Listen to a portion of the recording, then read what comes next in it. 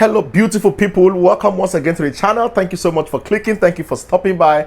You guys are really the best. Thank you so much, okay, for stopping by. I really appreciate you. For the new subscribers in our midst, you are highly welcome. Thank you so much for subscribing. And for those who are just new and you have not subscribed, this is a happy family. Consider subscribing, please. Thank you so much and join the family. And for the returning subscribers that have been here for a long while and you keep coming back to watch my content, I appreciate you guys. God Almighty will bless you. Anyways, today we'll be talking on a very important topic, okay? We'll be discussing about best things to do in Malaysia. From the publication, it's showing 25. I don't know if we can finish 25, but let's see how we're gonna roll, guys. Anyways, catch you guys in the video.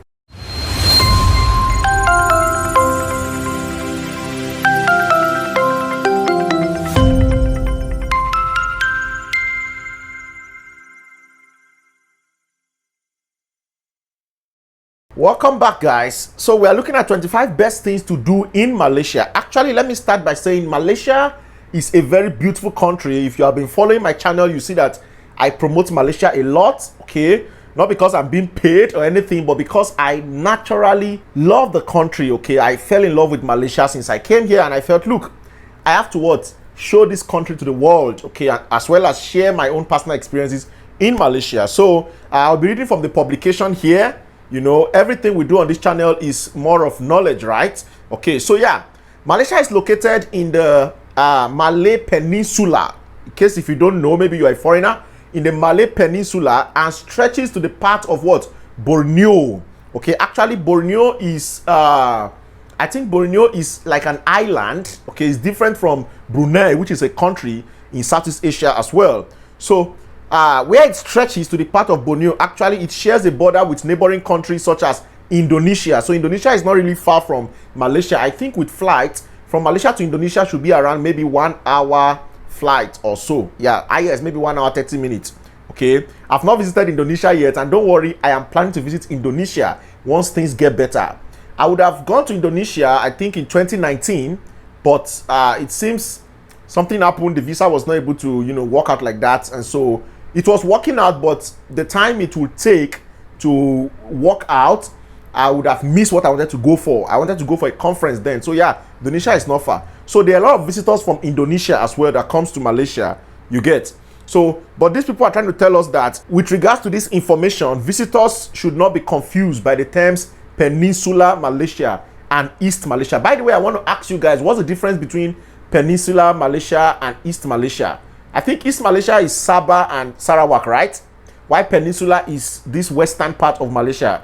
If I'm wrong, please correct me. But I think that's what they put on our passport, if I'm not mistaken. On the visa, sorry. Anyways, East Malaysia comprises Sarawak and Sabah. Okay. And it's also known as Malaysian Borneo. Really? I never knew that.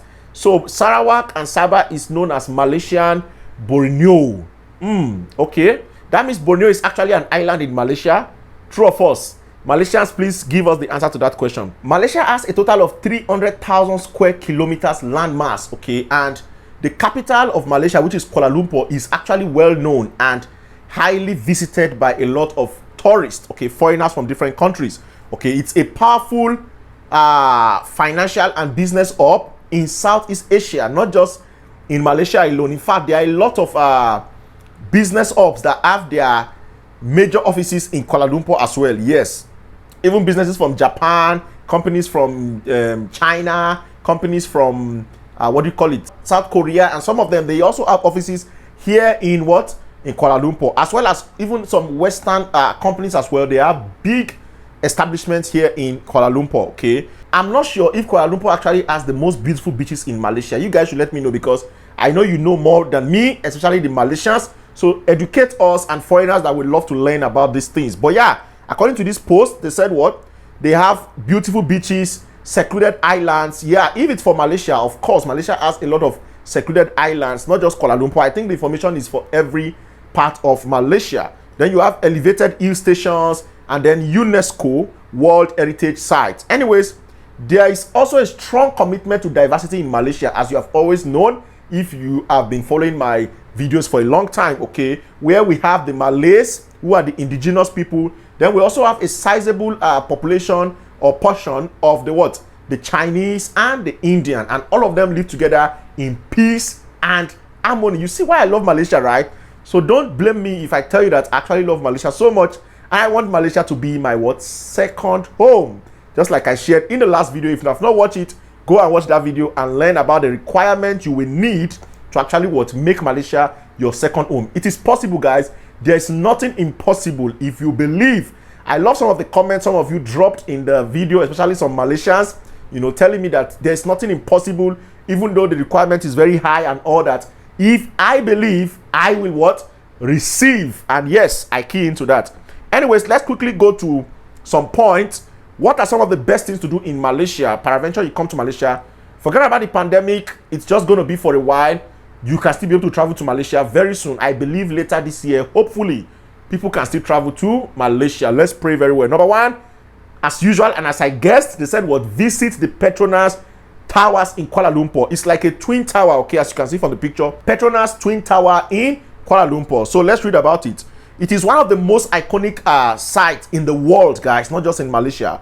It's called the Petronas Towers. It's also known as Petronas Twins Tower because it comes in a pair, just like a twin. You understand? And it is located in the center, in the heart of Malaysia, okay, in the capital city of Kuala Lumpur. And it is actually ranked as the tallest twin tower in the world. If I'm wrong, please correct me. I don't know. I think maybe updated. Probably there is one in Dubai that they are building. I don't know if they are finished. But yeah, as I'm speaking to you, I think Malaysian Twin Tower is actually the tallest in the world, or maybe the second tallest in the world. Malaysians, correct us. Now, this architecture is very postmodern in style and also features motifs found in Islamic art to represent the Muslim majority in Malaysia. Oh, I myself didn't know this, so I'm just learning. The main attraction of the Petronas Twin Tower is the sky walk over the sky bridge that joins the twin tower together. So there's actually a sky walkover, as you can see, which joins the twin tower together. Twin tower means two towers joined together, okay? And Petronas is like the biggest petroleum company in Malaysia, okay? And so yeah, in this Petronas Twin Tower, they have a lot of admirations for foreigners, for visitors, not just foreigners, even locals go there a lot. Then when I used to go there to vlog and also take rest with my friends, we have a lot of people there, okay? And then there are different attractions, the water side, the park, there's a lot of things, restaurants, and even the shopping mall there as well. So you can go there and enjoy yourself when it is time to travel. Number two is Sunbathe on Langkawi. Wow, Sunbathe on Langkawi. Fortunately enough, I have not been to Langkawi yet, but I've been to the Twin Tower. I hope I'm going to be able to travel to Langkawi very soon once things get better. Look at how the place is so cool, so calm, and the water you are seeing there, that is how the color is, guys. I've seen people that have gone there and actually enjoy watching, and I'm like, wow, I wish I can also have the opportunity to travel to Langkawi. Well, if you are fancy getting out of city, then you need to go to Langkawi Island, okay? It is actually an archipelago of over 100 islands in the Andaman Sea, guys. Only 2 of which were inhabited, and of which Langkawi is the largest. Oh, so Langkawi is the largest island with a population of over 60,000 inhabitants. Wow, this is beautiful.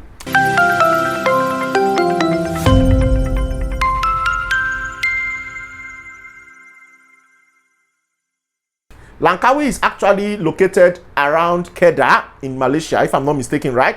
Kedah is like the northern part of Malaysia, basically. So that is where Langkawi is. It's popular with both backpackers, people that are traveling, and those that are going to their honeymoon. Who knows? Anything can happen. Yeah. So, and it has something to suit everybody's budget, okay? You don't need to have so much money to actually visit Langkawi. With the little you have, you can actually visit it. And it's also a duty-free place, okay? So visitors can actually stock up a lot of souvenir items cheaply. This is so beautiful. That's one thing I like about Malaysia tourism. They have places where you can actually just enjoy yourself at a very cheap rate. Some of these places, I'm telling you, you don't need to pay anything to actually use the place or stay there, unlike some places, in some part of the world. Number 3 is sample some local flavor with Nasi Kandar. Oh, I can actually testify, guys, because I have eaten Nasi Kandar before and it is so delicious and tantalizing. I'm going to try Nasi Kandar again for you guys one of these days. It's so beautiful. It's a staple food in Malaysia and actually means mixed rice. Can you imagine? Like, these guys are very creative. Malaysians are creative naturally. You can imagine mixed rice, okay? As customers are given a plate with rice over which they can choose a variety of toppings and sauces. So basically, that's just a description of what? Nasi Kandar. It's mixed rice, but you have different sauces like a banquet, okay? And that thing really happens a lot in Malaysia. So if you want to enjoy yourself, have fun in your meal, just come to Malaysia and go and try Nasi Kandar. According to the information here, they said Nasi Kandar is based on Tamil dishes. Tamil is like from the South Indian. The flavor reflects an emphasis on curry powder and chili. Wow. So the common Nasi Kandar dishes actually include chicken, fish, or seafood such as prawns or squids. I'm not really a fan, but I think I started loving squid after I actually saw it in one of my outings. Okay, so I began to love squid as well, but it's not really cheap, guys. And they also here they eat okra as normal vegetables. Wow, the first time I saw this I was like, really? Eating okra with rice? In my country, okra is actually used as soup, to eat eba, to eat semo, to eat all those kind of tantalizing dishes. But in Malaysia, okra is a vegetable, guys. Okra, they call it lady's finger, right? Okay, and then they also have cabbage cooked in mustard seeds. This is savory already. Maybe after this video, I'll go and try this Nasi Kandar again, guys. Anyways, number 4 is what? You have to get out of town at what they call Tunku Rahman National Park. So if you are planning to come to Malaysia for the first time, I know some people that are actually planning to visit Malaysia for study or something like that, and they are coming with family. These are great places you can actually take your children to, and they will be grateful for you forever. Okay? So Tunku Rahman National Park is actually a collection of 5 islands. Really? And have I really been here? I'm not sure. And it is found at the east coast, okay, of Kota Bharu in Sabah, East Malaysia. The park is accessible by ship, by ferry, and some of the islands, such as Sulung Island, which are almost untouched, really, while others, such as Gaya Island, are very busy and really crowded. Okay, I'm also getting some information here. So common pursuit on the island includes hiking, trekking, as well as swimming, okay, and scuba diving opportunities. I can't wait to experience these guys. It sounds interesting. The next one is what? Enjoy the culture in Malacca. Oh, Malacca. I love Malacca so much, guys. I've been there and I've witnessed it. I have videos on Malacca you can go and watch on the channel. Okay, that's some months ago actually. And it's a very beautiful place, very colorful city. I actually refer to Malacca as the most colorful city in Malaysia. Okay, Malacca or Melaka is also known as the what? Historic state, and lies next to the Malacca Strait, from which it gets its name. Okay, so it's very historic. They have a lot of history about Malaysia, their independence, and all those slave trade and everything. You can get the information there in Malacca. One good thing I enjoyed about my travel to Malacca was that the tourist guides, they actually have a lot of information about all the things that happened. You will just feel like you were there, you know, basically. So yeah, this state is said to have the most interesting architecture in all of Malaysia's architecture, as it was formerly colonized by the what? Portuguese, and features a number of red lacquer buildings, yes, from the period such as Christ Church. Okay, the Christ Church, as you can see. So Malacca also has a high concentration of museums.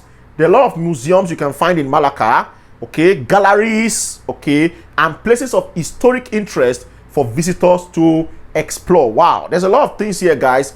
I think we're not going to finish this video. Maybe I'm going to do a part 2 of this video, but let's go to number 6. Let's see if we can get to number 10. Number 6 is what? Meander around Penang. Oh, Penang is a very beautiful island as well. It's a state in Malaysia, off the west coast of Malaysia, okay, and the capital is Georgetown.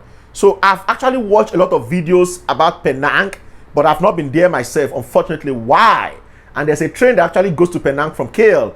I hope after the pandemic, I'll be able to travel very soon. So yeah, Georgetown, the capital of Penang, was actually named after the British king, King George, okay? Now, Penang is a UNESCO World Heritage Site, and it has focus on conservation and preservation. And the visitors have the opportunity to experience this at one of the what? Famous hotels in Penang. One of the many famous hotels in Penang, such as the E&O, which has been established by Stamford Raffles, who also founded the what? Raffles Hotel in Singapore. I never knew all this information myself. So they said Penang is also what? Famous for its tropical spice garden that showcases the best of the region's local flora and fauna, such as the torch ginger, a plant that is used in many traditional Malay dishes. Okay, no wonder some of the restaurants where you go and eat, I think mostly Nasi Kandar or Nasi Kandar, you will see them say Penang, okay, originally from Penang and all those kind of things. So I think some of those delicious flavors actually comes from Penang. That's so beautiful.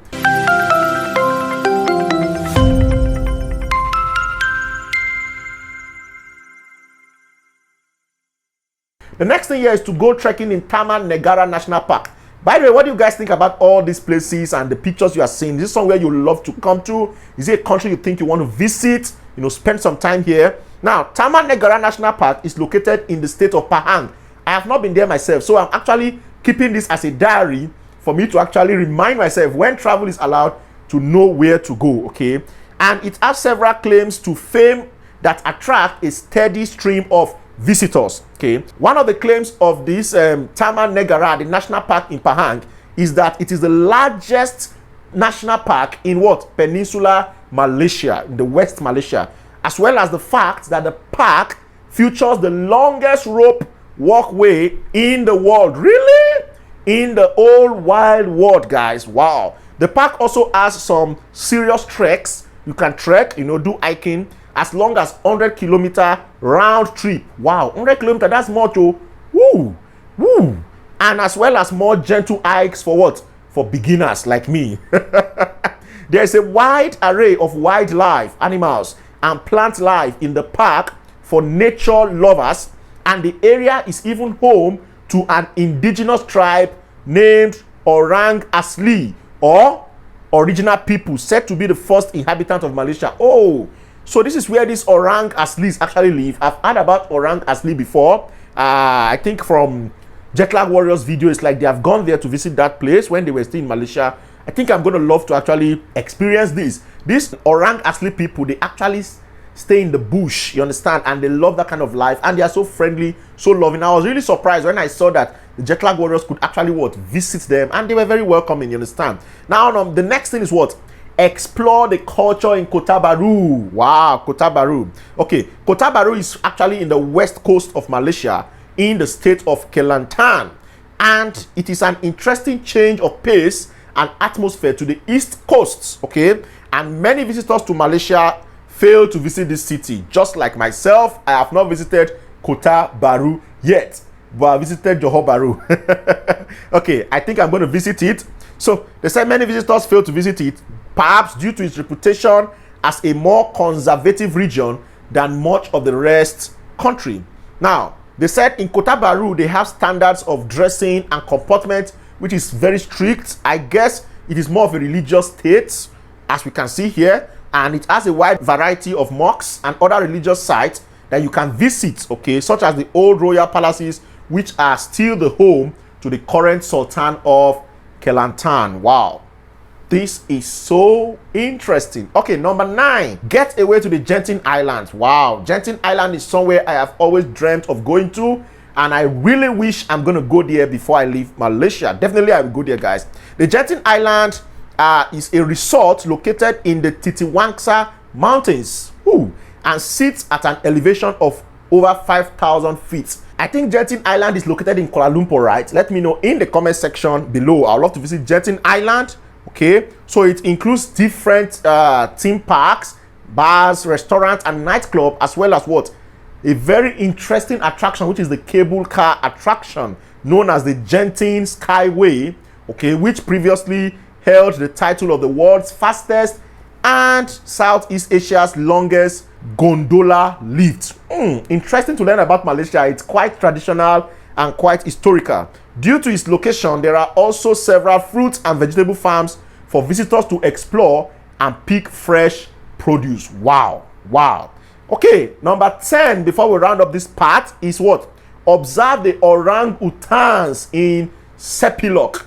Sepilok, I never even knew that that's part of Malaysia, guys. Sepilok, okay? You guys know orang-utan, right? So this Sepilok Orang-Utan Rehabilitation Center is located in Sabah, East Malaysia, and it is found outside the city of what? Sandakan, and was the first orangutan rehabilitation center of its kind in the world, guys. You know, when it was opened in the 1960s. The aim of this center is to rescue these orphaned orangutans, that's the apes, you understand, who have been left to fend for themselves due to illegal poaching and logging. Oh, so sad. So those of them who have been found have been kept as pets, actually, okay, which is actually illegal in Malaysia. So yeah, if you are keeping apes as pets, it is not legal in Malaysia, okay. And then they also administer healthcare and training to the mamas so that they can be able to reintegrate and survive in the wild once again. So once they are able to do so, they are released, okay. So visitors can observe the orangutans in the center, and tours are aimed to coincide with feeding times when the animals are usually present on the feeding platforms. This was an interesting class, guys. Clap for Professor Bolu. Yes, the professor of exploring Malaysia. Anyways, I've also learned a lot, which I never knew some of them before. And you can ask me, like, I can bet you just few are the places I've actually visited. Malaysia is very large, and there are more and more. So I think in the next episode or the next part for this video, I'm going to do the remaining places where you can actually visit in Malaysia. Anyways, let me know your comments down below. What do you think about these places? Where are other places you want people to visit, or you think would be the best for foreigners to actually explore? Not just foreigners, even Malaysians. Some of them have never visited some of these places, not to talk of me. So yes, educate every one of us in the comment section below. But then I'll be signing off now till I see you in the next one. Stay positive, stay safe, don't let anybody steal your joy. You are so special for anybody to be able to want to steal your joy. Much love and God bless you. Bye bye. Bye bye.